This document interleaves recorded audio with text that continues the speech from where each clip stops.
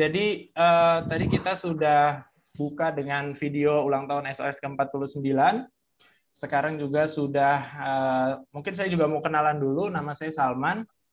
Saya sore hari ini akan menjadi moderator yang akan memandu acaranya, diskusi dan berbagi cerita sama Kak Prima ya. Kebetulan Kak Prima juga sudah hadir, mungkin saya bisa undang Kak Prima juga untuk dikenalin. Halo Salman. Halo Kak Prima. Hai, halo adik-adik semuanya. Salam Halo kenal. Kak. Ya, sehat Kak Prima? Halo Kak. Alhamdulillah sehat. Lagi di rumah Halo. aja nih. Ya, oke. Mungkin saya sedikit memperkenalkan Kak Prima. Jadi Kak Prima ini adalah apa ya? Seorang jurnalis ya, bisa dibilang seorang jurnalis. Beliau sekarang aktif sebagai presenter dan juga reporter di TV One. Jadi kalau teman-teman suka nonton TV dan nonton TV One, nanti setelah acara ini bisa dicek beneran nggak Kak Prima ada di TV One gitu ya. Nah, untuk sesi hari ini Kak Prima akan cerita tentang gimana lika-liku atau perjalanannya sebagai seorang jurnalis ya, terutama seorang reporter dan presenter TV. Jadi nanti teman-teman boleh menyimak, kemudian boleh mencatat pertanyaan atau boleh langsung bertanya di chat box, jadi takut lupa. Kak Prima akan sharing selama kurang lebih 15 menit. Nanti kita sisanya akan lanjutkan dengan sesi tanya jawab 30 menit setelahnya. Jadi untuk tanpa membuang-buang waktu, mungkin saya akan langsung ke Kak Prima kali ya. Kak Prima udah siap untuk materinya? Insya Allah siap. Insya Allah udah siap ya. Udah di-share ke teman-teman atau Nanti mau aku share langsung? Boleh dari Maria aja nggak apa-apa. Oh, oke. Nanti dari Maria aja ya. Mungkin aku mau sedikit kasih informasi ke teman-teman bahwa background pendidikan Kak Prima ini adalah D3 Public Relation di Universitas Negeri Jakarta, kemudian meneruskan S1-nya di Universitas Shahid, ambilnya juga Public Relation, kemudian yang terbaru baru lulus S2 di London School Public Relation, mengambil jurusannya International Communication for Business and Development. Betul ya Kak Prima ya? Iya, betul. Betul. Terus juga Kak Prima ini punya segudang prestasi. Salah satunya adalah pernah menjadi the best public speaker untuk Abang None Jakarta Kepulauan Seribu di tahun 2015. Jadi emang kayaknya dunia PR dan presenting ini passionnya banget Kak Prima ya. Nah, jadi teman-teman bisa ambil pelajaran dari cerita-cerita Kak Prima sore hari ini. Untuk mempersingkat waktu, mungkin aku bisa langsung kasih ke Kak Prima ya? Ya, makasih Salman. Oke, silakan Kak. Halo adik-adik dari SOS Children Village semuanya, dari Sabang sampai Merauke, yang usianya ini 14 sampai 23 tahun ya kan Kak Salman ya? Iya, betul, remaja. Remaja-remaja ini aku senang banget bisa sharing pengalaman aku. Tujuannya aku sharing di sini, aku ingin berbagi pengalaman. Semoga aja pengalaman aku yang baik-baiknya bisa ditiru, bahkan teman-teman dan adik-adik nanti bisa lebih sukses, jauh lebih sukses lagi daripada aku. Karena masa kalian itu lagi masa emasnya nih, harus banget dimaksimalin. Nah, gimana sih caranya? Aku mungkin bisa menceritakan diri aku yang dulu waktu 3 SMP ya, atau waktu SMA. Disitulah awal mulanya aku punya keinginan untuk jadi presenter. Jadi aku yang masih duduk di bangku SMA, masih pakai seragam putih abu-abu waktu itu, aku kepikiran nanti aku kalau udah lulus SMA mau kuliahnya kemana ya, kan jurusan pilihannya ada banyak gitu. Aku harus nentuin kan, oh kayaknya walaupun aku bagus nih di matematika, fisika, kimia, itu pelajaran yang aku suka. Tapi kalau berkarir aku pengennya tuh jadi presenter TV, berita. Jadi waktu aku nonton TV, aku ngeliat wah kalau jadi presenter berita keren ya, kelihatannya tuh pinter, smart, bajunya tuh rapih gitu, terus pembawaannya tuh enak. Kayaknya kalau aku kayak gitu keren deh gitu. Awalnya sih dari gitu aja, terus mikirnya kan presenter ada banyak, ada presenter gosip, ada presenter olahraga, ada presenter berita, macem-macem gitu kan. Kenapa sih aku pengennya tuh di news gitu? Oh kalau gosip nanti aku gosip-gosip kayaknya lebih keren kalau yang berita aja deh gitu. Mikirnya udah simple aja, pokoknya sesuai keinginan aja deh. Pasti kan kita semua punya ya kayak keinginan-keinginan gitu. Akhirnya aku, oh ya udah berarti aku nanti kuliahnya ngambil jurusannya komunikasi. Kalau gitu aku ngambilnya IPS aja dong, nggak perlu belajar IPA. Apalagi nanti IPA makin kelas 2, kelas 3 pelajarannya makin berat gitu kan. Karena aku udah tahu maunya nanti jadi di bidang komunikasi, ya oke deh aku masuk IPS aja. Awal ceritanya gitu. Nah terus aku boleh di slide selanjutnya, di slide kedua. Ya, jadi adik-adik yang sekarang masih di bangku SMP atau SMA yang sebelumnya yang di UNJ, slide pertama, slide kedua. Oke, yang ini. Ini yang foto paling pojok atas itu foto waktu aku wisuda D3. Jadi aku masuk UNJ itu nggak langsung S1 teman-teman. Jadi D3 dulu nih gitu. D3 komunikasi karena waktu itu di UNJ belum ada S1-nya waktu angkatan aku. Adanya D3 aja gitu. Akhirnya aku masuklah D3 UNJ. Kemudian aku ikut namanya Duta UNJ, itu ada foto aku yang paling pojok kanan. Ini aku perjuangan banget nih nyarinya tuh, aku scroll foto-foto ke bawah. Karena ini foto-foto berapa tahun yang lalu ya. Aku masuk kuliah itu 2010. Which is ini foto 11 tahun yang lalu gitu. Kurang lebih lah sekitar segitu. Ini foto aku pakai selempang Duta UNJ. Jadi awalnya tuh aku nggak tahu ada kegiatan namanya Duta UNJ, itu angkatan pertama. Ceritanya teman aku mau daftar, terus aku nemenin. Teman aku nggak lolos, aku yang lolos. Jadilah aku Duta UNJ waktu itu. Nah ternyata di Duta UNJ ini kegiatannya tuh banyak banget. Jadi misalnya ada MOU antar universitas atau pameran pendidikan, kemudian misalnya mau ada penerimaan mahasiswa baru. Nah kita yang sebagai Duta UNJ itu tugasnya adalah mengescort atau mendampingi para pimpinan, terus kita menjadi MC, moderator, kita bikin event macam-macam. Jadi di situ banyak ilmunya. Dan itu juga ada dananya dari universitas gitu. Jadi kita belajar tapi kita juga dibiayai gitu. Kalau misalnya kita tugas ini kita dapat berapa kayak gitu-gitu loh. Jadi walaupun aku belum kerja yang di perusahaan atau apa, tapi dari kuliah tuh udah diberdayakan. Jadi udah mulai punya penghasilan tuh dari zaman kuliah. Jadi udah bisa nyari jajan sendiri, mau beli apa, sepatu, beli baju gitu. Nah, aku senangnya gitu karena pengen mandiri gitu. Nah, terus ini selanjutnya, aku jadi nggak hanya kuliah aja, teman-teman. Selain kuliah, aku aktif di kegiatan organisasi. Jadi aku nyoba ikut Abang None. Nah ini ikut Abang None itu juga diajakin teman. Jadi aku biasanya tuh kalau ikut-ikut apa tuh nggak sendirian gitu, ngajak barengan gitu. Ikut ini yuk, oke daftarnya bareng-bareng, datang bareng-bareng gitu. Terus aku daftar pertama itu aku gagal.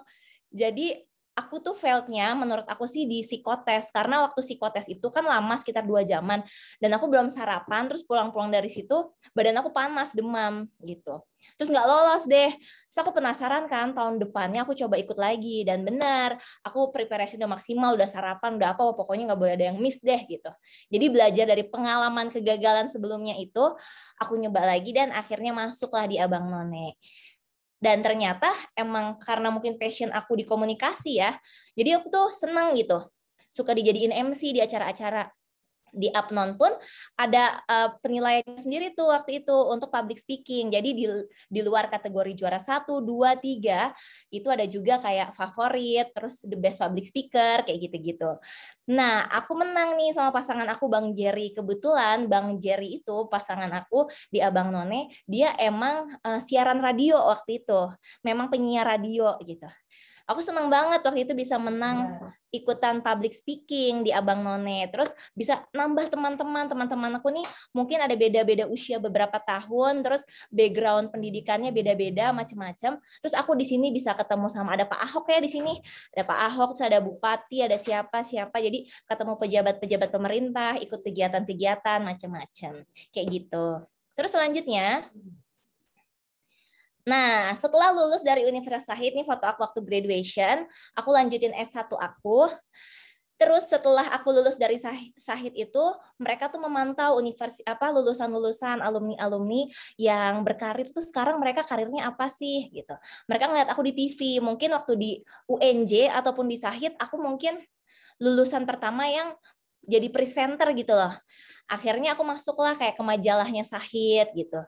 Universitas Shahid Max, ada biodata aku, perjalanan karir aku, kayak gimana-gimana, itu ada di situ. Aku cukup senang sih, jadi bisa sharing di berbagai pengalaman, terus juga ke junior-junior ya, sebagai alumni sharing pengalaman aku, gitu. Terus selanjutnya,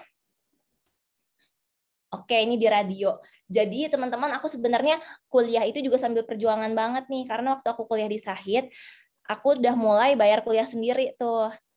Aku udah mulai sambil kerja di radio. Jadi ceritanya aku pagi sampai jam 5 sore itu kerja di radio. Kemudian malamnya aku ngambil kuliah kelas karyawan. Jadi jam 7 malam sampai jam 9 aku kuliah tuh setiap hari Senin sampai Jumat. Plus waktu itu aku ikut Abang None juga. Itu bisa latihan sampai jam 2 pagi tuh. Misalnya kita kan ada pelatihan tuh berapa bulan, 2 bulan aja sih. Untungnya dapat surat dinas dari Dinas Pariwisata. Jadi aku bisa absen di beberapa kelas kuliah aku. Terus dari kantor aku juga mengizinkan karena untuk Apnon itu latihannya dari sore, which is aku udah selesai kerja, baru habis itu aku ikut pelatihan-pelatihan di Abang None. Jadi emang benar-benar padat banget waktu itu kegiatannya, tapi aku seneng karena bisa dapat achievement gitu. Mungkin kalau aku nunggu satu-satu, kuliah dulu, baru nanti kalau lulus kerja apa, mungkin aku di usia sekarang belum bisa siaran atau apa gitu loh. Jadi aku mau prosesnya tuh cepat sesuai dengan kemampuan aku ya. Aku merasa aku sanggup, aku mau coba nih jalanin dulu gitu. Udah, aku tuh orangnya kayak gitu. Jadi udah coba aja dulu, jalanin aja dulu gitu. Jadi yang penting teman-teman punya semangat ya untuk mencoba hal-hal baru, terus memotivasi diri sendiri, memberi semangat. Alhamdulillahnya kuliah nih udah bisa bayar pakai uang sendiri gitu. Terus selanjutnya, ini aku belum ada slide soal aku S2 ya. Aku S2 udah lulus, tapi belum wisuda. Jadi belum ada fotonya. Aku kan di S2-nya di London School. Itu juga aku kuliahnya tuh Sabtu Minggu. Sabtu doang, 1 hari. Tapi dari pagi sampai sore. Jadi langsung sehari itu 3 atau 4 kelas gitu. Selama 1,5 tahun. Habis itu ngerjain tesis. Nah itu juga perjuangan juga. Tesisnya tuh sama beberapa mata kuliahnya tuh bilingual. Jadi ada ujian internasionalnya juga. Karena di London School tuh ada ujian dari Australia atau mana gitu yang partnernya mereka. Jadi cita-cita aku tuh sebenarnya pengen ngambil beasiswa S2 ke luar negeri. Itu yang nggak tercapai. Karena aku dari mulai D3, S1 tuh udah mulai kerja kan. Jadi aku tuh agak berat. Aduh kalau ke luar negeri nanti pekerjaan aku gimana gitu loh. Jadi ada pertimbangan-pertimbangan itu. Oke deh, akhirnya aku juga S2 udah bisa bayar pakai uang kuliah sendiri, terus ada mata kuliah yang bilingual, teachernya juga ada yang bule-bule gitu. Jadi ya udahlah, walaupun aku nggak jadi ke luar negeri kuliah S2-nya, tapi aku tetap dapat pengalaman atau pembelajaran semi-semi internasional kayak gitu. Terus aku juga ikut ajang putri-putrian nih, waktu itu Putri Wirausaha Kreatif. Namanya dia Eljon Pageant. Jadi di Eljon Pageant itu membawahi Putri Pariwisata, Miss Earth, Putri Wirausaha Kreatif, dan sebagainya gitu. Terus ini juga sempat diliput sama media online, sama media cetak juga gitu ya. Berbagi pengalaman, sharing-sharing. Ini kegiatan-kegiatan aku. Ini aku ada jadi MC of Air-nya juga, waktu itu malam penganugerahan Miss Earth. Terus ini ada Menteri Pariwisata juga. Terus ikut kegiatan modeling-modeling akhirnya. Jadi aku sebenarnya antara pede nggak pede orangnya. Karena waktu kecil tuh mama aku gitu ya kadang suka, misalnya aku kan mau ikut-ikutan kayak majalah-majalah apa tuh gadis, Go Girl, kadang kan suka ada pemilihan gadis sampul gitu kan. Jadi kalau aku mau ikut tuh kadang mama aku kayak suka ngeledekin, mah aku mau ikut ini gitu. Emangnya kamu bisa, kamu kan hitam, itu tuh banyak lukanya, ntar nggak kepilih loh gitu-gitu. Jadi aku kadang suka nyoba aja, udahlah coba aja gitu. Nanti lama-lama pas sudah tercapai, oh bisa ya ternyata gitu. Jadi teman-teman kalau mau coba apa-apa, coba-coba aja, nggak masalah takut aku mah nggak ini, nggak usah nggak pede, yang penting dicoba aja dulu gitu. Masalah bisa nggak kita lihat ntar aja. Siapa tahu kan kalau rezeki, tapi kalau kita nggak nyoba, ya gimana kita mau dapet gitu kan. Intinya harus nyoba dulu, maju aja dulu gitu. Oke, selanjutnya. Nah, jadi aku setelah lulus dari Universitas Shahid, belum deh, waktu itu aku kayaknya masih D3 apa, aku lupa deh. Pokoknya aku tuh sering banget kuliah sambil kerja, jadi aku lupa. Waktu di MNC ini aku udah lulus apa belum dari Shahid ya, aku lupa. Kayaknya belum. Ya, kayaknya belum. Baru lulus D3, abis itu aku masuk ini, liputan MNC Media. Pokoknya kurang lebih gitulah. Aku pokoknya abis Shahid, karirnya aku berhenti itu di radio 1 tahun aja. Abis itu aku di MNC Media sekitar 2 tahun, pas 2 tahun. Setelah 2 tahun, habis itu aku pindah ke TV One, nanti aku cerita. Nah, ini dia pengalaman aku liputan. Jadi jurnalis tuh gimana sih? Nanti adik-adik kalau ada yang pengen jadi jurnalis gitu ya. Kalau menurut aku ya, karena itu passion aku, itu seru banget. Jadi, kenapa aku ngambil pekerjaan ini? Karena aku nggak suka kerja yang duduk aja di kantor. Kadang kan mama aku suka nyuruh orang tua gitu, udah kerja jadi pegawai negeri aja, enak, gajinya gede, terus tinggal duduk aja di kantor, udah jamnya pulang-pulang gitu kan. Kan kadang pemikirannya ada yang kayak gitu. Nah, kalau aku sukanya malah, aku nggak mau yang kerja dari pagi sampai sore. Kalau pagi berangkat macet-macetan, pulang sore bareng semua orang macet-macetan. Habis itu Senin sampai Jumat di depan meja doang gitu. Nah, aku tuh karena orangnya aktif, sukanya tuh jalan gitu.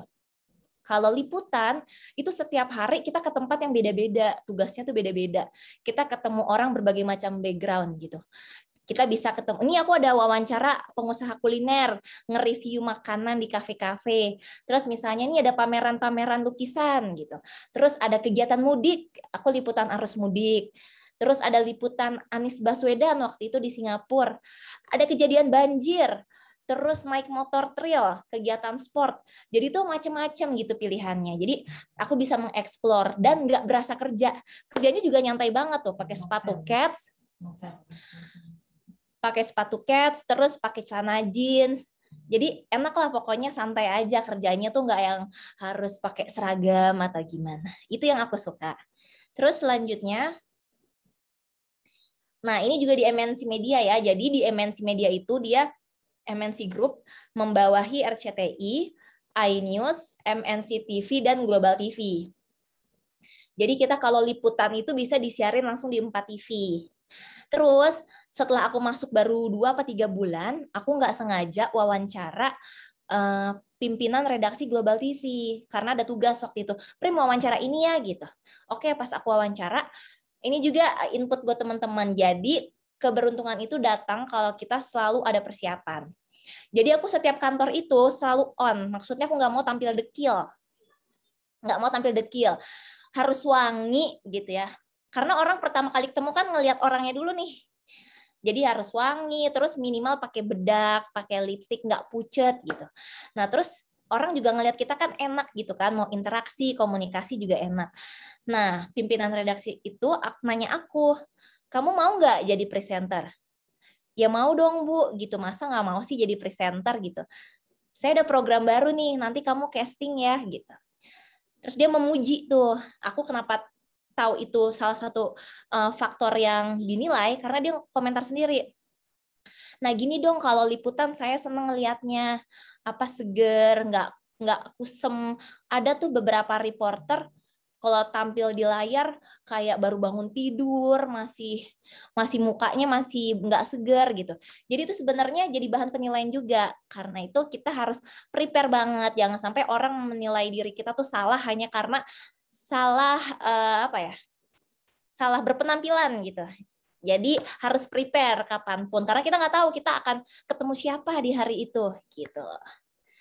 Ini waktu aku siaran Sipir Cantik, berita kriminal, jadi aku harus acting agak galak-galak gitu. Ini gantinya Bang Napi ya waktu itu, karena Bang Napi udah nggak ada, terus digantilah namanya program Sipir Cantik gitu. Terus selanjutnya, karena aku orangnya supel juga, maksudnya ketemu orang siapa aja gitu, welcome aja. Jadi waktu liputan di Sipir Cantik itu kan aku liputan kriminal. Terus waktu ada penjinakan bom nih, waktu itu ada teroris, terus melakukan pengeboman, itu ada 20 bom lebih dalam satu hari itu dijinakin gitu.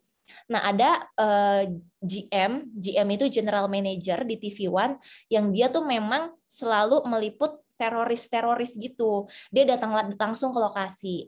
Nggak sengaja lagi nih, aku kenalan sama GM di TV One. Tukeran kontak. Ternyata setelah berapa bulan aku dihubungin. Prima, apa kabar? Kamu mau nggak jadi presenter di TV One? Aku tuh kayak kaget. Halo Kang, Alhamdulillah baik. Yang bener nih Kang, apa bercanda? Aku sampai tanya gitu kan. Karena ketemu baru sekali, terus tiba-tiba ngehubungin, nawarin pindah gitu. Terus aku pikir-pikir lagi nih, aku kan dari SMA maunya tuh jadi presenter berita. Nah, kalau di Global TV, itu kan kebanyakan acara SpongeBob, acara sinetron, beritanya kan hanya sebagian kecil, mungkin hanya siang, malam gitu. Kalau TV One itu 24 jam kan berita semua, sebagian sport gitu, sebagian ada olahraga. Jadi aku pikir, wah kalau TV One ini kan TV berita nomor 1 di Indonesia. Terus programnya tuh udah banyak, pilihan programnya. Berarti kalau aku mau fokus di sebagai news anchor, ini jalan aku nih. Pindahlah aku ke TV One. Akhirnya aku ikutin tes-tesnya. Nanti adik-adik kalau mau masuk jadi jurnalis itu bebas, boleh dari jurusan apa aja, nggak harus dari jurusan komunikasi. Misalnya nanti kuliahnya di bidang IPA atau misalnya bahasa, olahraga, apapun, itu nggak masalah. Tetap bisa masuk. Nanti tuh tesnya apa aja sih? Tesnya itu yang pertama psikotes dulu. Aku tuh hampir sebulan tes masuk TV One. Minggu pertama tes psikotes dulu. Habis itu diumumin lolos, tahap berikutnya wawancara sama HRD. Habis wawancara sama HRD, wawancara sama senior minggu depannya, senior presenter. Habis itu kita dites. Coba dong kamu live report, ceritanya kamu misalnya menceritakan apa gitu selama 3 menit. Akhirnya aku kayak pura-pura misalnya ada kejadian kebakaran. Ya pemirsa, saat ini saya berada di desa mana-mana-mana, ada korban sekian, rumah yang terbakar sekian, saat ini sudah ada tim pemadam kebakaran, ada berapa mobil pemadam kebakaran, api sudah berhasil kayak gitu-gitu. Jadi mengarang-arang kayak gitu, membayangkan di belakang kita nih seolah-olah sedang ada kejadian apa. Tesnya tuh kayak gitu. Terakhir ketemu sama Pak Karni. Pasti kalian tahu dong Pak Karni Ilyas, acara ILC. Nah, diwawancara sama beliau seorang diri, gantian satu-satu.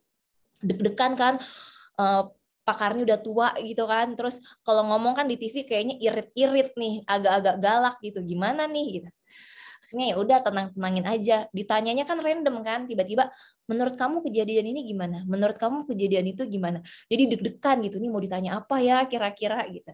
Ya akhirnya lolos juga gitu, masuklah aku ke TV One. Ini yang aku berhasil dokumentasikan ya. Aku tadi nyari-nyari ketemu 4 foto ini.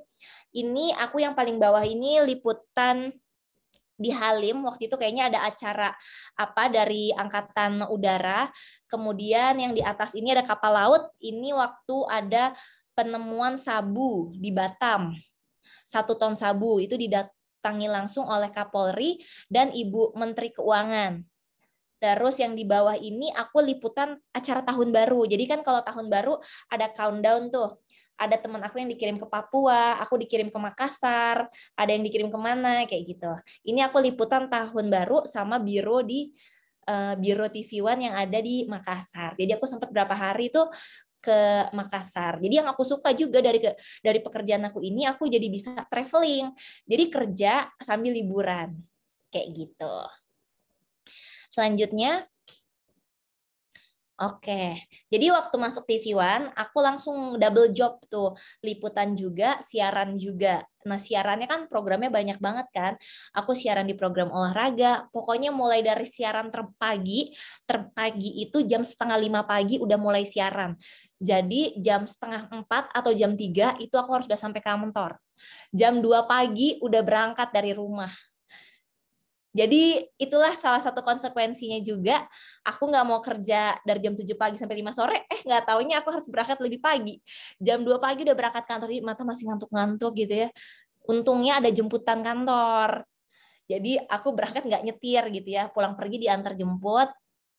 Terus siaran, abis siaran liputan, tapi enak. Nanti kalau masuk jam 3:30 gitu, jam 12 siang udah pulang. Jadi waktunya sisanya masih banyak. Jadi jam istirahat kita tuh beda gitu. Terus liburnya tuh nggak melulu Sabtu Minggu, bisa liburnya hari Senin, hari Selasa Rabu, atau Rabu Kamis. Jadi kita kalau mau nge-mall gitu ya, kalau orang ke mall atau liburan kemanapun, Sabtu Minggu kan pasti macet kan. Nah aku tuh paling anti keluar Sabtu Minggu karena macet. Jadi aku kalau mau liburan, mau belanja, mau apa, di hari kerja aja, nggak macet gitu kan. Orang-orang pada kerja, aku jalan-jalan. Tapi orang-orang lagi tidur, aku kerja. Jadi itu tergantung pilihan masing-masing. Ini foto-foto aku waktu lagi siaran. Terus selanjutnya,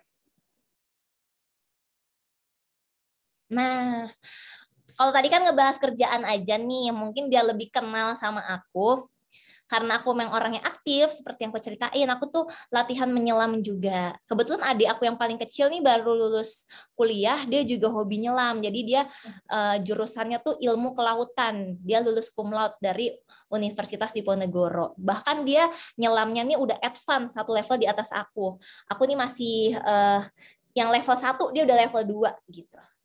Terus aku hobi nembak, main golf.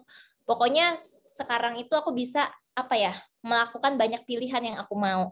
Karena secara finansial aku dari pekerjaan aku sudah mencukupi, jadi aku bisa melakukan hobi-hobi aku gitu. Jadi semakin kalian cepat mandiri, semakin kalian bisa melakukan banyak aktivitas. Misalnya kalian mau olahraga udah nggak pikir-pikir lagi, mau jalan-jalan udah nggak pikir-pikir lagi gitu. Kerjaan ada gitu. Jadi semakin cepat kalian mandiri, nanti kalian akan banyak lah. Pokoknya apalagi kalian masih usia segini kan, nanti kalian ke depan tuh perjalanan masih panjang banget. Banyak pintu yang terbuka lebar buat kalian. Selanjutnya, nah, kalau aku di kantor, jadi apa aja sih benefitnya sebagai jurnalis gitu. Karena aku public speaking kan, aku sering jadi MC, moderator, misalnya ada acara-acara diskusi yang serius, itu biasanya dari kementerian atau perusahaan-perusahaan itu mencarinya dari presenter berita. Karena kita sudah biasa membawakan talk show, sudah tahu alur, jadi bisa ngajak ngobrol narasumber gitu. Terus ada event-event sport juga aku ikut. Ini waktu itu di Jogja, terus ada lagi kegiatan di mana di Jawa Tengah, di Bogor, macam-macam deh. Waktu itu juga aku ke Medan, acara juga ada Bali, acara Polda Bali. Jadi aku bisa sambil liburan, ibaratnya aku berangkat pulang pergi, dibayarin.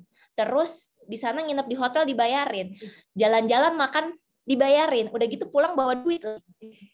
Aku malah sampai ngajak orang tua aku gitu. Kebetulan orang tua aku udah pensiun. Terus aku ajak deh mereka ikut jalan-jalan bareng gitu. Kan jadi seneng gitu bareng-bareng sama keluarga. Terus selanjutnya,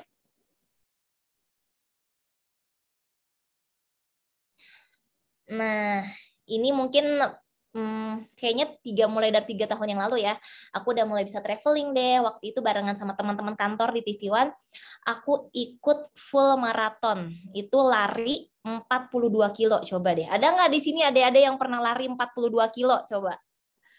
Itu aku lari 5 jam. 5 jam nggak berhenti. Itu di Jerman waktu itu.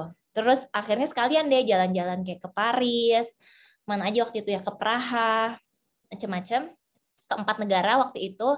Terus habis itu aku umroh juga waktu itu. Jadi ya alhamdulillah, walaupun umurku belum nyampe 30 tahun nih, tapi udah cukup banyak lah list-list tuh yang aku, pasti kalian punya dong, misalnya keinginan nih, aku tahun ini mau apa ya, mau ngapain, mau apa-apa. Udah banyak lah checklist-checklist yang aku dapat gitu selama perjalanan aku ini. Terus selanjutnya, oke, ini terakhir, aku ini nggak mendalami ya, hanya cuma sekali 2 kali aja sebagai model, itu karena aku ikut ajang putri-putrian dan abang none tadi, makanya ada beberapa pintu aku ke sana gitu, karena kan ada agensi-agensi atau senior-senior yang menggeluti bidang itu gitu, jadi beberapa kali lah diajak. Which is aku senang mengeksplor, mencoba, tapi nanti semakin kalian bertambah dewasa, pasti nanti akan lebih fokus mana yang kalian mau seriusin gitu, atau mana yang kalian masih mau coba-coba. Terus selain ini, apalagi sih yang pernah aku coba? Aku tuh pernah apply jadi pramugari Garuda. Karena aku ngeliat, kayaknya enak deh jadi pramugari, jalan-jalan ke luar negeri, bisa keliling dunia sambil dibayar gitu, uangnya juga lumayan gitu. aku baru tes sekali terus nggak keterima. Dan di situ aku juga maju mundur, aku mau jadi jadi pramugari atau jadi jurnalis nih gitu. Akhirnya aku lebih timbang-timbang, kayaknya aku lebih condong ke jurnalis deh. Akhirnya aku lebih memilih untuk berkarir di jurnalis. Jadi pilihan-pilihan itu akan banyak banget adik-adik. Pilihan profesi apa tuh banyak. Kalian coba aja, coba. Casting aku juga pernah. Jadi artis enak kali ya gitu. Acting gitu. Ikut casting sekali, aku juga kayaknya baru sekali nyoba udah nggak pengen lagi, kayak kayaknya aku nggak deh acting, aku nyoba sekali acting kayaknya kok nggak bisa ya, kayaknya aku nggak pede, nggak gimana gitu. Akhirnya oke deh, aku udah jadi jurnalis aja, akhirnya aku casting udah nggak lagi gitu adik-adik. Jadi apa sih yang udah pernah aku coba, perjalanan aku yang bisa aku sharing ke kalian. Berapa menit nih Kak Salman? Udah 15 menit belum aku ceritanya? Udah. Sudah ya? Sekarang Pas banget, udah selesai ya. setnya. Oke. Ceritanya udah selesai presentasinya, Kak Prima? Oke. Menarik banget ya. Banyak banget yang di-highlight dalam 14 slide itu tadi ya. Dari mulai Putri atau apa tadi? Putri UNJ atau apa tuh? Duta UNJ. Dari Duta UNJ jadi ikut putri-putrian, kuliah sambil bekerja, reporter juga sambil kerja, liputan kriminal sampai ke sekarang di TV One, itu panjang banget ya journey-nya ya. Nah, mungkin teman-teman, aku akan buka sesi pertanyaan. Di chatbox sih masih kosong ya. Di chatbox masih kosong, mungkin males ngetik kali ya. Mungkin pengennya lihat mukanya langsung aja. Mungkin pengennya nanyanya langsung gitu ya. Nah, di sini aku coba kasih kesempatan untuk teman-teman semuanya yang mau bertanya, boleh mungkin langsung nyalain mikrofonnya. Tadi dari perjalanan Kak Prima mungkin mau di-highlight dari sisi pendidikannya atau dari sisi karir yang sekarang, boleh ditanyakan yang teman-teman kira-kira pengen tahu gitu ya. Atau mungkin teman-teman ada yang bercita-cita sama kayak profesi Kak Prima sekarang, ada yang mau jadi presenter TV mungkin? Silakan, ada yang mau bertanya? Kalau nggak ada yang bertanya, saya bertanya kayak guru di sekolah ya. Oke, mungkin aku nanya sedikit Kak Prima. Tadi tuh diceritain itu banyak banget kalau di timeline kita lurusin waktu yang double gitu ya. Artinya sambil ini kegiatannya apa, sambil ini kegiatannya apa, dan bahkan terakhir disebut sebelum 30 itu semua udah finish gitu. Bukan finish sih, artinya udah banyak gitu yang kedapat. Nah, itu ngelawan rasa malesnya gimana sih, Kak Prima? Atau enggak, apa sih yang ngedrive supaya gue ikut ini lagi, abis ini gue ikut ini lagi, terus-terusan gitu, nggak berhenti-berhenti?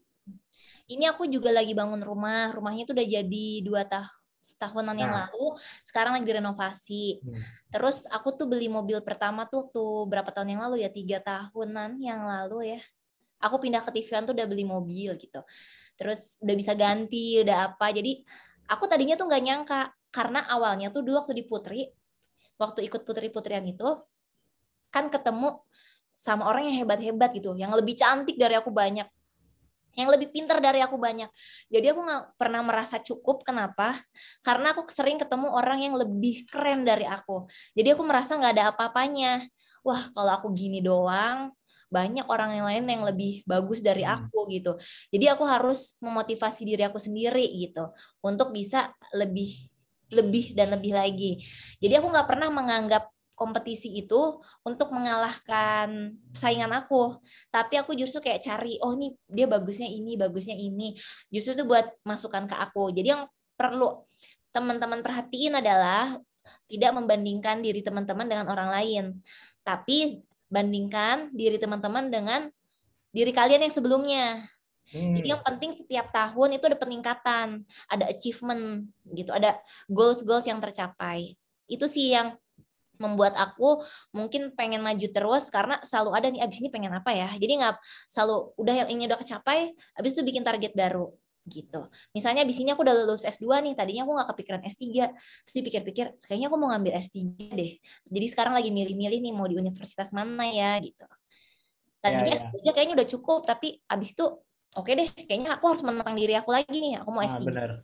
Terus aku ditawarin juga jadi dosen sekarang Waduh. itu di Universitas Negeri Jakarta, which is aku dulu kan Nah, di alumni ya. alumni. Aku akan diangkat sebagai dosen praktisi. Kebetulan dosen pembimbing aku dulu itu sekarang udah jadi dekan. Kayak Oh, gitu. oke. Jadi aku banyak kenal sama yang sebelumnya tuh mereka masih ingat sama aku sampai sekarang. Nah, Dari sekian banyak mahasiswa-mahasiswinya gitu ya. Karena apa sih kalau kita sukses tuh sebenarnya bukan diri kita sendiri yang senang, orang-orang yang kenal sama kita, yang tahu kita dulu, itu dulu anak bimbingan gue, itu dulu murid I gue, see. sekarang dia ini. Malah mereka tuh ngajakin kita lagi untuk, Prim, kita ini yuk, kamu mau nggak jadi dosen, gini. Jadi ngasih Terus kerjaan baru ya? kerjaan baru gitu. Ya. Dan aku nggak pernah nolak itu. Misalnya setiap ada kesempatan, walaupun aku ragu-ragu atau gimana ya jadi dosen, perasaan aku kayak aku baru kuliah kemarin, masa udah jadi dosen gitu kan. Tapi Ya, benar. tetap diambil aja gitu. Dan aku dengar-dengar nanti itu ke depannya dosen minimal harus S3. Jadi oke deh aku mending ambil S3 daripada tanggung-tanggung, langsung aja S3 gitu. Oke. Ada yang nanya nih. Luar biasa sekali. Ya, nih, memang adik-adik ini harus dipancing dulu baru mau nanya. Mungkin aku langsung bacain aja kali ya pertanyaan dari SOS Children. Oh, atau yang raise hand dulu ya. Yang raise hand deh boleh. Ini dari SOS Bali. Coba, mungkin mau nanya langsung? Silakan.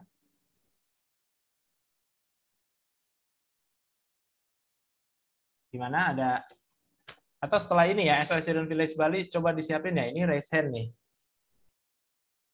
Setelah ini ya. Jadi aku coba tanyain dari SOS Children Village Medan. Kak, apa sih tantangan terberat dalam masa pandemik ini? Nah, mungkin kaitannya sama profesi jurnalis ya. Ada nggak sih kaitannya atau impact-nya pandemi?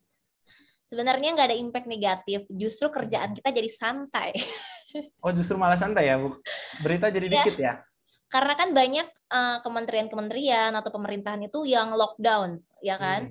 Terus mereka tuh hanya berapa puluh %. Jadi mereka banyak yang siaran persnya itu recording. Jadi mereka masukin ke channel YouTube-nya atau melalui link apa, kita tinggal masukin kopi-kopi aja gitu. Jadi kita yang biasanya harus liputan datang ke lokasi, jadi nggak perlu datang ke lokasi. Yang biasanya wawancara harus ketemu langsung, sekarang bisa lewat Zoom. Gitu. Oke. Jadi semuanya nggak perlu terlalu mobile ya? Benar. Terus kemarin sempet kayak kerjanya, kan biasanya kita 5 hari masuk, 2 hari libur. Sempet tuh kayak 3 hari masuk, 2 hari libur. Jadi kayak pastilah orang yang lagi kerja gitu ya. Mungkin kalau pengusaha sih agak berat ya, karena kalau pengusaha mungkin income agak berkurang atau gimana. Kalau di TV One gajinya tetap, tapi kerjaannya jadi lebih dikit gitu. Kadang masuknya lebih dikit, kita bisa work from home gitu malah. Ya. Jadi sebenarnya cuman metodenya aja yang berubah ya. Nah, tapi mungkin bukan dari jurnalis. Biasanya kan aku banyak acara off air.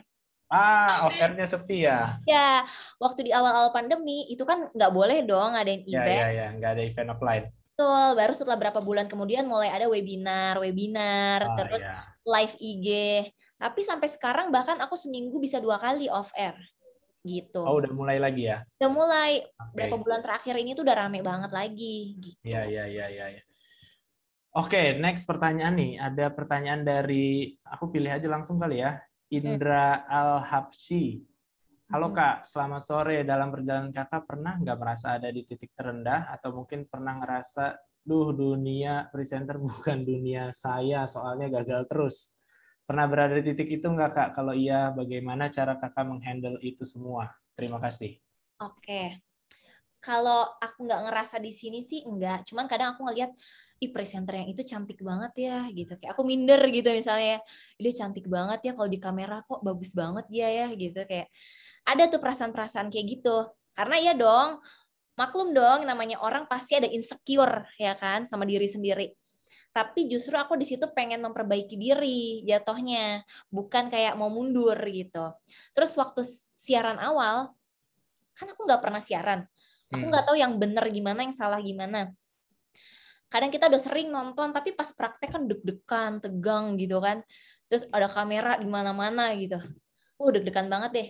Setiap abis siaran, itu tuh kok bisa jalan tuh sambil lemes, sambil jongkok-jongkok, sambil gini. Kayak aku, gimana ya siaran gue tadi ya? Aduh, bagus nggak ya?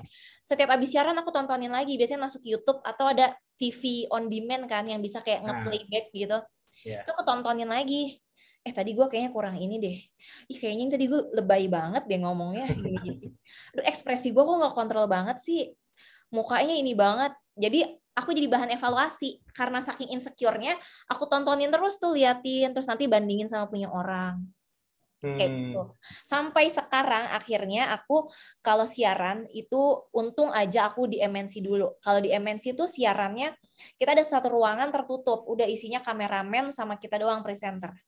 Kalau di TV One itu tuh kita bulet gini kayak stadion bola lah ibaratnya gitu bulet. Itu sampai GM, pimpinan, produser, siapa itu semua di depan kita, semua orang lagi pada kerja. Jadi kita siaran tuh suara kita kedengeran semuanya satu ruangan gede itu. Di depan kita jadi tuh studio sama office-nya nyampur ya? Nyampur. Gitu. Jadi suasana kerjanya tapi enak tuh, kayak agak-agak gelap, terus banyak lampu-lampu lighting, ada merah, biru, apa kayak gitu. Aku nggak masukin ya tadi gambaran besar itunya di slide. Cuman di situ ngelatih mental banget. Jadi dulu tuh rasanya waktu pertama kali masuk siaran di TV One, kayak aku mau ngomong suara kencang tuh takut didengerin orang atau takut diliatin orang gitu kan. Tapi sekarang udah pede aja, mau suara kenceng kayak mau lagi acting apa kayak ternyata tuh orang-orang ya kerja aja, mereka tuh nggak merhatiin kita juga. Cuman dulu karena aku kepikiran aja kayaknya orang-orang merhatiin ini atau apa gitu. Karena mentalnya masih inilah mental anak baru. Nah, kalau sekarang sih udah enggak. Udah santai banget. Gitu juga waktu off air. Kalau off air kan ketemu orangnya lebih banyak. Aku pernah nge-MC misalnya di mall, di hall-nya mall, itu kan banyak pengunjung mall. Udah gitu aku pernah MC di Istana Negara, ada Presiden Pak Jokowi waktu itu. Di depan Menteri, ada Bupati, ada Panglima TNI, siapa-siapa.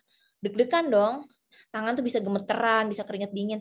Tapi sekarang makin kesini udah makin santai aja. Karena intinya teman-teman, practice makes perfect. Jadi semakin sering kita melakukan repetisi, pengulangan, lama-lama kita akan menguasai, kita akan lebih santai. Kalau masih pertama, nervous itu wajar banget. Gitu. Ya, oke. Kak Prima, aku sambil bantu ya. Ini Kak Salman lagi ada masalah koneksi. Mungkin bisa dari Abdul Rahman, ini ada raise hand dari tadi. Abdul Rahman boleh jawab, boleh langsung menanyakan pertanyaannya.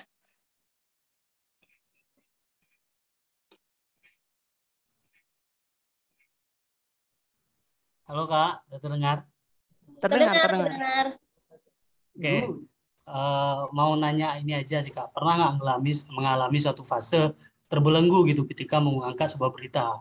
Misalkan ada suatu berita yang berita itu istilahnya kontra lah dengan perusahaan yang kita kerja sebagai jurnalis di situ. Itu gimana tuh ketika kakak mengambil keputusan atau menyikapi hal tersebut? Oke, mungkin ini ya, makasih pertanyaannya sebelumnya.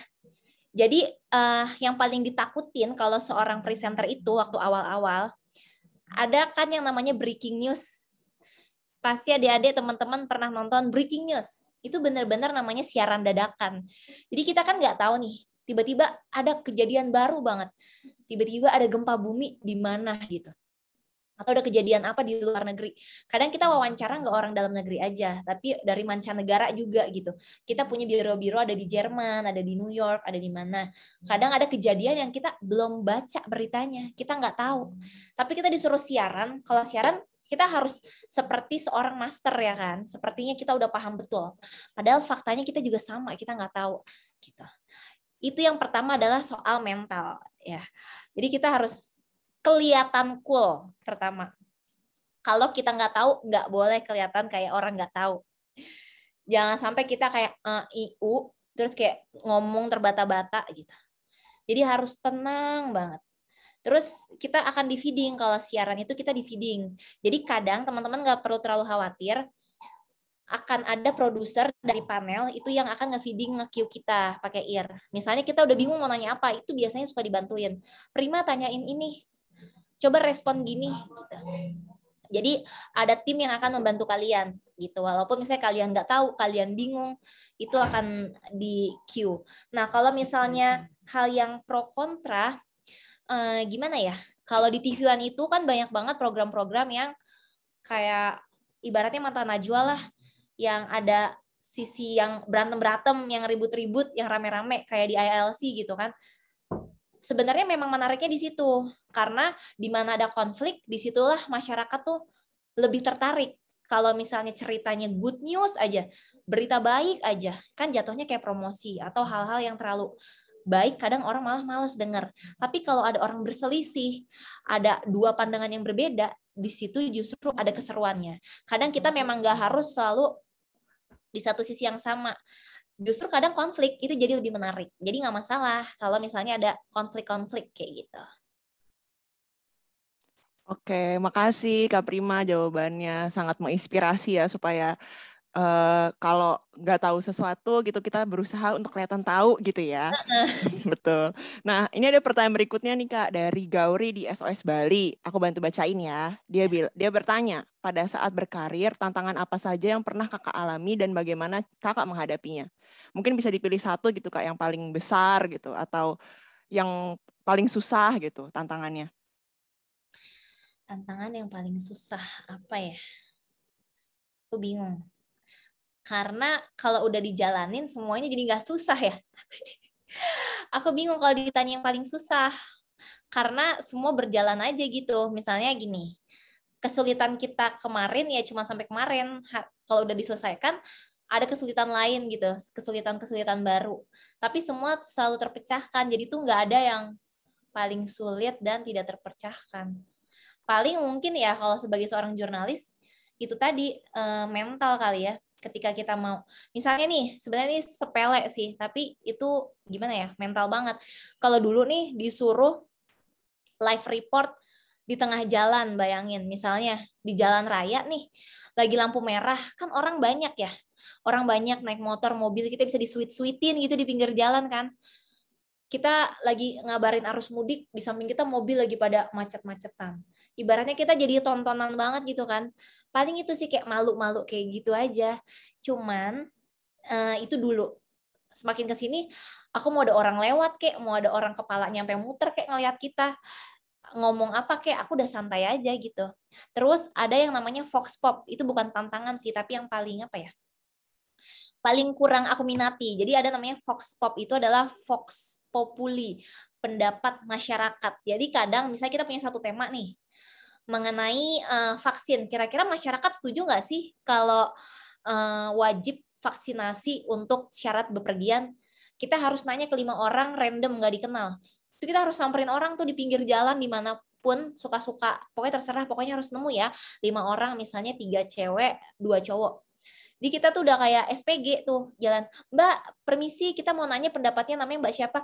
Kadang kan nggak semua orang mau diwawancara kan, enggak Mbak maaf aja Mbak nanti aja gitu, yang lain aja. Kayak gitu tuh yang paling susah. Paling itu sih kalau dari aku ya. Wah, hebat banget ya Kak Prima. Berarti nggak ada tantangan yang membelenggu gitu ya, berkaitan sama pertanyaan yang tadi juga, karena dilewat-lewatin aja ya. Iya. Dianggap udah sehari aja gitu ya. Uh-uh. Inspirasi banget nih remaja-remaja SOS semua. Mungkin jadi jangan ada tantangan yang dianggap terlalu berat gitu, atau dipikirin sampai berlarut-larut gitu kali ya Kak Prima ya. Yeah. Oke, mungkin 2 pertanyaan terakhir kali ya Kak, berhubung waktunya juga terbatas. Dari Rumoh Agam, Assalamualaikum Kak, saya Imam Rozami dari Rumoh Agam ingin bertanya, gimana sih Kak cara memberanikan diri di depan publik agar tidak gugup? Maksudnya untuk berbicara nih ya kayaknya ya. Gimana cara berbicara depan publik supaya tidak gugup? Silahkan Kak Prima. Oke. Jadi teman-teman, adik-adik, aku ngomong di depan umum itu udah dari SMA sebetulnya. Dari SMA itu aku pernah dulu tuh ikut namanya multi level marketing, namanya Tiansi. Jadi tuh kayak apa ya, dulu jadi dari dulu tuh aku pikirannya udah duit aja, pengennya nyari duit aja gitu. Jadi lagi sekolah aku sambil jualan juga tuh. Pokoknya sebenarnya sih bukan nawarin produk, tapi nawarin sistem. Di situ aku belajar namanya presentasi. presentasi tuh ketemu sama orang kan macam-macam. Jadi aku presentasi ada berapa puluh slide, aku tiap hari ngomong itu terus hal-hal yang sama. Akhirnya kan lama-lama kita jadi paham. Karena berulang-ulang jadi pede gitu kan. Terus biasanya tuh seminggu sekali suka ada seminar. Seminar-seminar, aku sering dijadiin MC. Aku nggak ngerti ya. Padahal aku masih SMA, yang lebih tua dari aku tuh banyak. Tapi aku sering diminta jadi MC. Prima bisa jadi MC nggak? Coba dong jadi MC. Nah aku tuh kalau disuruh nggak pernah nolak. Jadi kalau ya udah sini aku coba gitu. Masalah bagus enggak ya belakangan. Ini coba aja dulu. Aku tuh orangnya pede-pede aja gitu. Kayak penasaran bisa nggak sih gue? Ya udahlah coba aja gitu. Ngomong, ternyata aku nyaman juga. Nanti minggu depan disuruh MC lagi, oke boleh. Gitu juga waktu masuk kuliah. Acara-acara di Duta UNJ sering jadi MC dan sebagainya. Sebenarnya kalau gugup itu wajar. Kita naik level nih, kan pasti mungkin yang dari dulunya ketemu cuman sama siapa, sama orang yang lebih penting, makin penting, pasti kan pressure-nya beda, tekanannya beda. Kita juga bayangannya tuh sebenarnya tuh gugup itu karena faktor pikiran aja. Kita mampu apa enggak, kita kayak akan mengecewakan gak ya, penampilan gimana ya, nanti ngomongnya gimana ya, gitu. Jadi aku sekarang itu nggak instan. Jadi semenjak aku kuliah aja tuh 2010 ke sekarang aja udah 11 tahun. Itu tuh nggak berasa banget. Jadi kenapa bisa sekarang santai? Karena aku udah ngejalanin 11 tahun. Mungkin kalau setahun, 2 tahun pertama, aku juga masih ngomongnya mungkin masih a, i, u, e, o gitu. Masih ada nervous-nervousnya. Tapi kalian nanti semakin sering akan terbiasa. Kalau awal-awal gugup nggak masalah. Yang penting kalau kalian udah mau nyoba, itu udah bagus banget. Yang penting jadi coba aja dulu. Gitu. Pede aja. Kuncinya pede aja.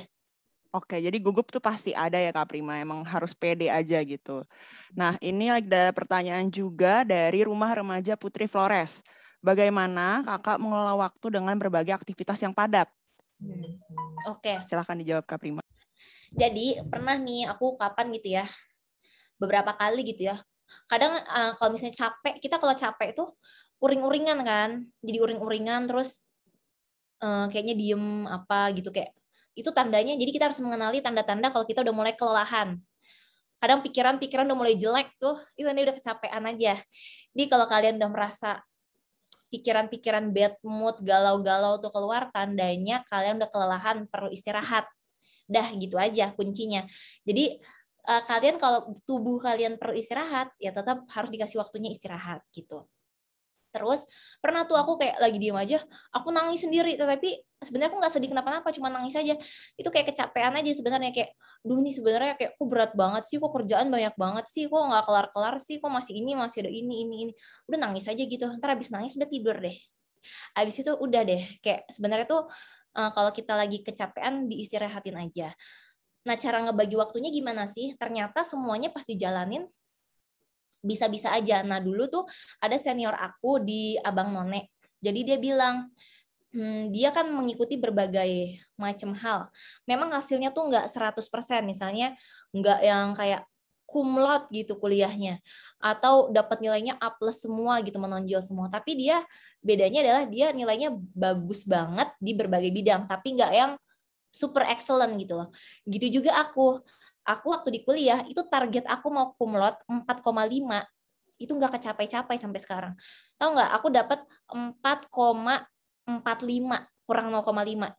Waktu S1, 4,47, kurang 0,3.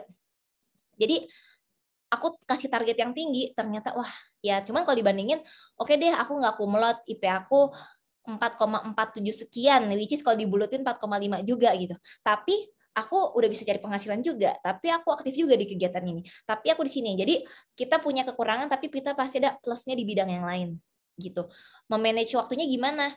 Justru menurut aku, daripada waktu kita terbuang percuma, kita cuma nongkrong-nongkrong, jalan-jalan ke kafe, ngobrolin orang, ngomongin orang, terus curhat-curhat nggak penting, mending ikut-ikut banyak kegiatan sampai sibuk banget, jadi sampai kalian tuh fokus banget hidupnya gitu. Jadi ketika teman-teman kalian mungkin belum punya ini, belum punya itu, teman-teman kalian masih minta sama orang tuanya, teman-teman kalian masih main-main doang, ternyata kalian udah lulus, udah bisa kerja, udah bisa jalan-jalan pakai uang sendiri, dan macam-macam. Jadi kalian harus tahu apa yang kalian tanam itu yang nanti kalian tuai. Jadi kalau kalian sekarang bersibuk-sibuk dulu, nanti ketika orang lain sibuk atau hidupnya susah, kalian udah bisa menikmati hasilnya. Gitu. Wah, menarik banget ya, Kak. Jadi Terima kasih, Kak. oh ya, mau ada pertanyaan lanjutan mungkin dari Rumah Remaja Putri Flores? Apa sudah Tidak, cukup memuaskan? Kak. Makasih, Kak. Oke. Makasih. Iya, sama-sama. Aku yang sama-sama yang jawab Kak Prima. Ya berarti emang harus dibalance gitu ya, Kak. Emang mungkin ada hal yang harus dikorbankan dengan tidak menjadi super excellent, tapi semuanya jalan gitu ya. Harus realistis juga gitu ya, banyak yang dikerjain. Betul. Nah, ini saya jawab satu pertanyaan terakhir deh, Kak. Soalnya ada terus nih pertanyaannya. Mungkin ini ya, Indra Al-Habsyi. Halo Kak, bagaimana tips dan trik untuk melakukan sebuah riset dalam sebuah jurnalistik untuk segala keperluan misalnya website? Mungkin bisa yang general aja kali ya Kak Prima. Gimana sih caranya riset dalam pekerjaan Kakak atau di dunia jurnalistik itu riset yang benar, yang bagus itu seperti apa? Boleh silahkan Kak Prima.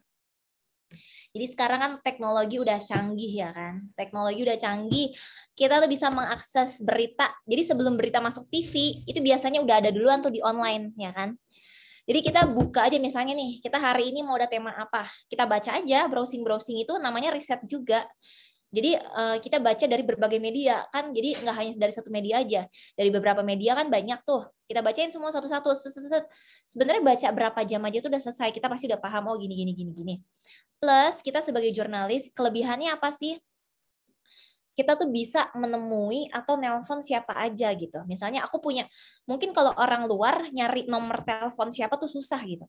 Kalau kita tuh udah punya grupnya, mau nomor telepon gubernur, nomor telepon bupati, nomor telepon ini. Kita mau WA tuh udah santai aja. Assalamualaikum Pak, selamat siang. Saya Prima dari TV One. Pak izin saya mau bertanya gini. Itu suka dibalas, terus kita mau wawancara. Jadi kita nge-WA orang tuh udah kayak santai aja gitu. Walaupun yang kita WA tuh siapa gitu. Misalnya orang Pemda setempat atau siapa. Jadi kita punya kedekatan khusus ya secara pekerjaan gitu ya. Karena mereka tuh oh ini dari media, oh dari TV One nih gitu.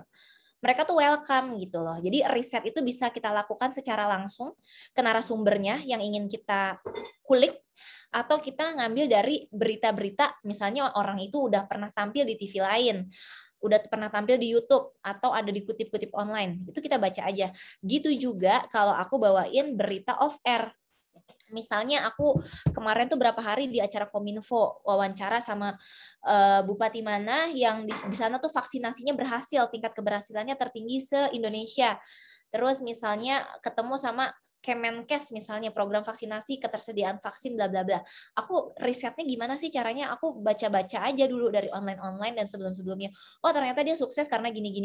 Dan sebelumnya pun kita ada briefing. Pasti kalau berita juga kita ada lead paket, itu produser udah nyiapin juga materi-materi pengantar. Itu bisa kita pelajari dan kita perkaya lagi dengan research secara online tadi. Gitu sih, simple aja. Oke, semoga membantu ya jawabannya.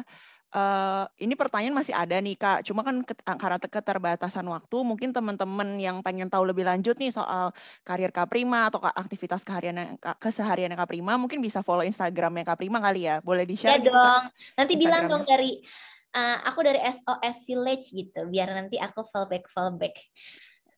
Instagramnya @prima_alvernia digabung. Tadi itu yang di slide aku paling depan, @prima_alvernia. Oke, ini juga ternyata udah ada Kak Salman nih, mungkin bisa silahkan Kak Salman, aku menyerahkan kembali. Halo, sorry. Ini adalah kejadian di era teknologi ya. Ketika event teknologi, tiba-tiba komputer saya nge-freeze. Iya. Dan nggak tahu kenapa hilang semua. But anyway. Mungkin laptopnya nervous. Bisa jadi ya. Harusnya orang yang nervous, laptop yang nervous. Aku nggak tahu ya ini udah diskusinya sejauh apa. Mungkin masih ada pertanyaan di chatboxku hilang by the way. Jadi aku nggak bisa lihat lagi pertanyaan. Tapi tadi aku ada satu pertanyaan yang masih ingat, nggak tahu udah dijawab atau belum. Gimana waktu bawain berita terus salah? Itu udah dibahas belum ya? Belum ya. Itu kayaknya menarik tuh. Pernah nggak salah bacain berita atau ada kejadian apa di studio? Pernah. Aku ngalamin sendiri, itu kayak kualak tau nggak rasanya. Jadi kan kadang suka ada tuh misalnya di YouTube kayak presenter lucu gitu kan yang salah ngomong atau apa. Aku nonton ketawain tapi dalam hati deg-degan jangan sampai kejadian juga gitu kan. Karena kan jadi konyol gitu kan. Tapi beneran dong kejadian. Kalau dulu mungkin di TV lain ada ngomong angin. Karena angin yang sangat kencang, ngomong angin jadi anjing. Waduh, jauh ya. Ya, maksud saya angin, udah dia cuma gitu doang, cool aja. Maksud saya angin, maaf maksud saya angin.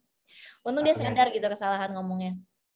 Terus kalau aku waktu itu siaran berdua nih, temen aku udah mau ketawa. Ya kan gimana sih ya kalau ada orang tuh ketawa. Kita kan mau nahan ketawa juga gitu kan. Tapi kan nggak mungkin dong kita ketawa-ketawa di TV gitu kan. Ya. Udah gitu yang di panel ketawa semua, kayak yang di sini kan kedengeran nih mereka ketawa-ketawa.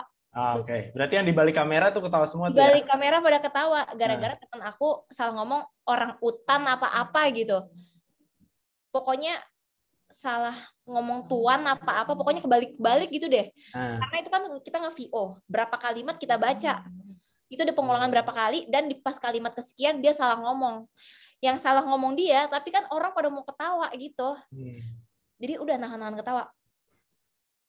Tapi nggak boleh ketawa. Jadi ditahan-tahan. Kadang ada kejadian konyol, ada pula kejadian yang salah. Emang kita salah ngomong. Tapi kalau di dunia jurnalistik sebenarnya nggak masalah sih. Kalau misalnya kita langsung meralat, jangan sampai kita membiarkan kesalahan. Misalnya. Jadi harus langsung sadar ya kalau salah ya. Langsung sadar. Kadang itu juga dimarahin tuh. Apalagi kalau pemain bola, siaran olahraga, kan namanya banyak nama-nama. Nama-nama kan. Apalagi kalau nggak ngerti bola. Apalagi kalau nggak ngerti, jangan sampai kita kayak kelihatan kok dia nggak ngerti sih gitu.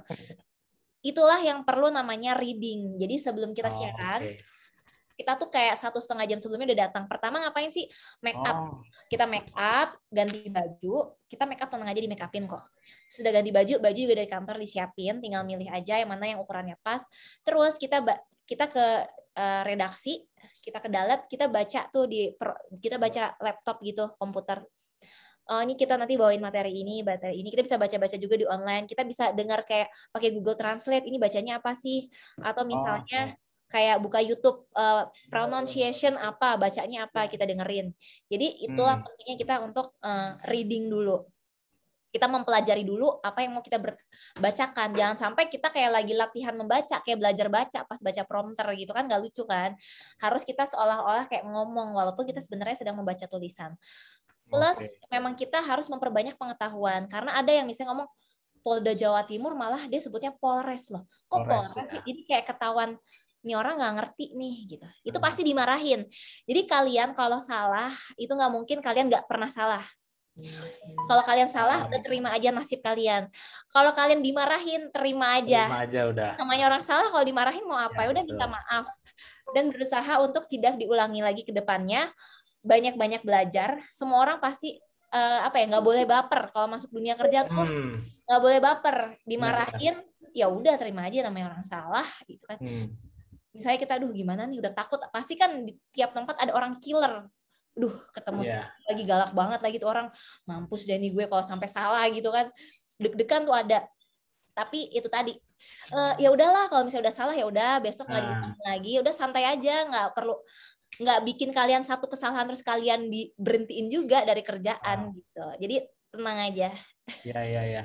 Jadi kesalahan itu wajar karena semua manusia pasti bisa salah ya. Apalagi anak baru. Iya kan? Benar. Jadi itu tadi kuncinya jangan baper, kalau salah segera diperbaiki. Mungkin itu juga bisa diaplikasikan di kehidupan yang lain ya. Bukan harus jadi jurnalis aja, di semua karir kalau salah ya salah gitu ya udah. Oke, kita masih punya waktu nggak nih? 16-19, mungkin ada pertanyaan terakhir. Ini aku nggak tahu nih, Abdul Rahman nih udah nanya atau belum ya? Ini masih resen soalnya nih. Mungkin nanya aku baca. lagi. Aku nanya lagi. Ada pertanyaan terakhir nih dari chat Kak sebenarnya. Terakhir ya berarti ya. Oke, sebelum kita tutup, silakan Abdul Rahman pertanyaan terakhir. Apa tantangan terbesar menjadi seorang jurnalistik ataupun wartawan? Tantangan yang paling berasa. Yang paling terbesar. Tantangan yang paling besar. singkat aja mungkin Kak Prima. Iya, ini tadi udah ditanyain juga sebenarnya. Oh, udah Kalau ditanyain. tantangan tuh aku nggak ada tantangan yang paling spesifik ya. Aku kalau ditanya tantangan, aku sering banget nih ditanya orang tantangan. Itu sampai sekarang aku nggak ketemu jawabannya. Karena mau belajar terus gitu ya. Karena bukannya berarti aku bilang nggak ada tantangan ya. Namanya hidup pasti penuh dengan tantangan. Betul. Tapi tuh nggak ada yang kayak tantangan terbesar tuh nggak ada. Jadi oke, mau ini tantangannya. Dia aku nggak bisa jawab sebenarnya kalau ditanya tantangan terbesar. Karena tantangan akan tidak terlalu berat kalau kita siap gitu kali ya. Benar, ya jadi sebenarnya itu tadi benar kata Salman. Jadi yang penting kalau kita preparation, tantangan kita tuh akan berkurang gitu loh. Yes. Yang penting kita prepare. Apa aja sih yang perlu di-prepare? Pokoknya kita mau ikut acara apa, kita harus tahu siapa yang kita temui, lawan bicara kita tuh siapa, tema yang mau kita bawakan tuh mengenai apa, paham apa yang mau kita bicarakan. Which is kalau kita udah ngerti, kita jadi nggak kayak orang bingung. Kalau kita nggak ngerti apa-apa, wah itu bisa orang yang jadi narasumber kita bisa sebut sendiri. Nih Mbak nanya saya tuh ngerti nggak sih? Mbak mau nanya apa sih sebenarnya? Kan gitu. Jadi sebenarnya kita benar prepare itu tadi. Memahami lawan bicara, materi yang ingin kita sampaikan. Kalau kita tahu siapa yang kita temui, kita tahu harus berpakaian seperti apa, berbusana seperti apa, bicaranya bagaimana, kesopanannya seperti apa. Kita harus menyesuaikan aja. Jadi tantangan terbesar adalah menyesuaikan diri. Kita jadi gini, ketemu dengan siapapun, kalian harus percaya diri. Jangan kalian menganggap diri kalian lebih tinggi dari orang lain, ataupun menganggap diri kalian lebih rendah daripada orang lain. Jadikan lawan bicara kalian mau presiden, mau siapapun itu, ketika ketemu, halo Pak, selamat siang, pede aja. Orang sama-sama orang kok gitu kan. Pede, selamat siang Pak, apa kabar gitu. Jangan kayak, misi Pak, iya Pak, kayak nunduk-nunduk gitu, jangan. Biasa aja mau ketemu siapa juga. Pede aja gitu, sapa-sapa aja gitu. Jadi kalau kalian udah minder duluan, kalian tuh jadi merasa diri kalian kecil. Mau nanya apa tuh jadi nggak enakan. Tapi kalau kalian sombong juga orang akan males sama kalian. Gitu. Ini orang kayaknya kok gayanya tinggi banget sih gitu. Jadi kita mau berbaur aja dengan siapapun orang itu, kita harus menjadi bagian dari mereka. Itu sih paling dari aku. Oke, terima kasih banyak Kak Prima. Terima kasih Kak. Sama-sama. Sama-sama Abdul. Ternyata pertanyaannya lumayan banyak dan variatif ya. Tapi sebelum kita menutup, mungkin ada closing statement dari Kak Prima atau pesan singkat untuk teman-teman yang join hari ini. Apa kira-kira yang mereka bisa pegang nih dari Kak Prima? Oke. Aku paling ingin menyemangati teman-teman dan adik-adik semua kalau perjalanan kalian tuh masih panjang banget. Pokoknya akan banyak pintu yang terbuka lebar untuk kalian. Kalian bisa mencoba berbagai macam hal. Yang penting kalian pastikan diri kalian tuh semakin baik dan semakin baik lagi setiap tahunnya. Selalu ada progres, baik dari personal, kepribadian kalian, pengetahuan kalian, fisik kalian mungkin dengan menjaga olahraga atau apa, finansial kalian. Kita kan hidup itu banyak faktor ya yang ingin kita capai, baik dari kehidupan sehari-hari, berkeluarga, karir dan sebagainya. Yang penting semua itu semakin meningkat aja. Kalau ketemu masalah, hidup pasti ada masalah, jadi nggak boleh patah semangat. Itu aja sih paling dari aku. Oke, terima kasih banyak Kak Prima, luar biasa closing statement-nya ya. Jadi teman-teman tetap semangat, perjalanannya masih panjang. Tadi ingat tuh Kak Prima sebelum 30 checklist-nya udah banyak gitu. Jadi teman-teman juga bisa jadi motivasi tersendiri. Terima kasih banyak sekali lagi untuk Kak Prima. Terima kasih banyak untuk semua teman-teman yang sudah bergabung pada acara hari ini. Sebelum saya menutup acara, saya mau ingetin dulu bahwa SOS Student Village Indonesia mengadakan lomba pidato bertemakan suara anak jaga keluarga dari COVID-19. Nah, lomba ini terbuka untuk anak usia 15 sampai 18 tahun yang ingin memberikan aspirasinya mengenai dampak pandemi COVID-19 yang dirasakan sebagai anak atau kritik atau ulasan terhadap pandemi yang sedang terjadi maupun harapan agar bisa menanggulangi pandemi COVID. Lomba ini berlangsung mulai tanggal 8 September sampai dengan 27 September 2021. Jadi masih ada waktu untuk teman-teman bisa ikutan. Dan pemenangnya akan diumumkan pada acara press conference SOS Student Village Indonesia pada tanggal 30 September mendatang.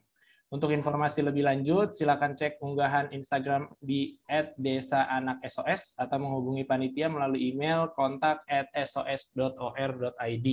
Nah, itu posternya sudah ada di layar teman-teman masing-masing. Kemudian saya juga mau mengingatkan bahwa rangkaian kegiatan peringatan 49 tahun SOS Student Village Indonesia tidak berakhir di hari ini.